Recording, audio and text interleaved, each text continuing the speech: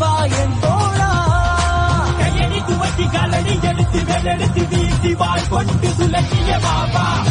நிறைந்த பிறந்த கலை முன் உள்ளமும் உணர்வும் முறைந்த கலை போக்கலையில முண்டி வெற்றியுண்டி விளையாடும் களமுண்டி இறைவனொருவன் அச்சு உனக்கு வந்து சென்ற வரவில்லை. கையிலும் வயலும் வீர கலையை இனி உலக புகழ் சேர்க்க எழுதிடுத்த மாயக்கலை மனிதன் வலிமையால் பிறந்த துறந்தல் கலை.